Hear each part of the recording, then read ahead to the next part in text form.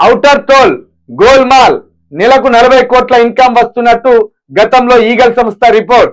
దాని ఆధారంగా 7,380 కోట్లకే ఆర్బీఐకి 30 ఏళ్లు లీజ్. ఇప్పుడు ప్రతి నెల 60 కోట్లకు పైగా ఆదాయం. ఇంత మొత్తం ఎట్లా పెరిగిందని హెచ్ఎండిఏ అధికారుల్లో చర్చ. ఈగల్ తప్పుడు రిపోర్ట్ ఇచ్చిందా అని అనుమానాలు. Outer ring road ORR toll టెండర్లలో మరో కొత్త అంశం తెరపైకి వచ్చింది. ఔటర్ పై టోల్ వసూలతో నెలకు 40 కోట్ల ఆదాయం వస్తున్నదని గతంలో ఈగల్ సంస్థ ఇన్ఫ్రా సంస్థకు మాత్రం ఇప్పుడు నెలకు 60 కోట్ల పైన ఆదాయం వస్తున్నదని దీనిపై హెచ్ఎండిఏలో పెద్ద ఎత్తున చర్చ జరుగుతున్నది. గతంతో పోలిస్తే ఇంత ఆదాయం ఇప్పుడేలా పెరిగింది? ఈగల్ సంస్థ తప్పుడు రిపోర్ట్ ఇచ్చిందా, ఆదాయాన్ని తక్కువ చేసి చూపించిందా? ఒకవేళ అప్పట్లోనే 60 కోట్ల దాకా ఆదాయం వచ్చి ఉంటే మిగిలిన 20 కోట్లు ఏమైనట్టు, అవి ఎవరికి చేరినట్టు అనే అనుమానాలు వ్యక్తమవుతున్నాయి.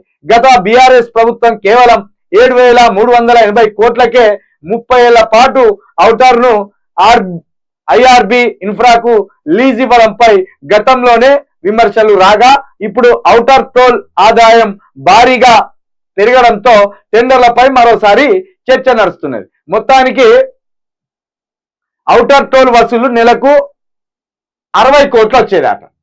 ప్రతి నెల ఒక 60 కోట్లు వచ్చేదాట. ఔటర్ హైదరాబాద్ చుట్టుపక్కల ఉన్న ఔటర్లు 60 కోట్లు వచ్చేదాట.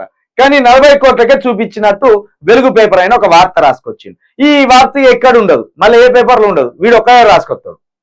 ఎందుకంటే ఇప్పుడు ఔటర్ మన హైదరాబాద్ లో ఉన్న ఔటర్ కి సంబంధించి, ఈ పరిధిలో ఉన్న ఔటర్ కి సంబంధించి ఆదాయం అంతా కూడా హెచ్ఎండిఏకు వస్తుంది. కాబట్టి హెచ్ఎండిఏకు ఓ అధికారి ఉంటారు, మున్సిపల్ అధికారి, ఎవరైనా కేటీఆర్. కాబట్టి కేటీఆర్ మేడకు ఈ ఔటర్ రింగ్ రోడ్ ద్వారా వచ్చే ఆదాయాన్ని కేటీఆర్ మేడకు చుట్టాలి. చుట్టి కేటీఆర్ మీద ఏదో ఒక కేసు ఫైల్ చేయాలి. ఆ కేసు ఆధారంగా కేటీఆర్ ను మూసే అవకాశం ఉంటే, కేటీఆర్ ను అరెస్ట్ చేసే అవకాశం ఉంటే అరెస్ట్ చేయొచ్చు. కాబట్టి ఈగల్ అనే ఒక సంస్థ తప్పుడు రిపోర్ట్ ఇచ్చిందా, లేకపోతే హెచ్ఎండిఏ అధికారులు తప్పుగా లెక్కలు నమోదు చేసి 60 కోట్లు వస్తే ప్రతి నెల 40 కోట్లు అనే రాశారా అనే ఒక వార్తను కూడా ఇక్కడ వెలుగు పేపర్ చర్చకు పెట్టడం జరిగింది. ఓకే, రాష్ట్ర ఆదాయం కనుక వ్యక్తిగతంగా కేటీఆర్ కేసీఆర్ వాళ్ళ కుటుంబం వాడుకుంటే గనక తప్పకుండా వాళ్ళకి శిక్ష పడవలసింది.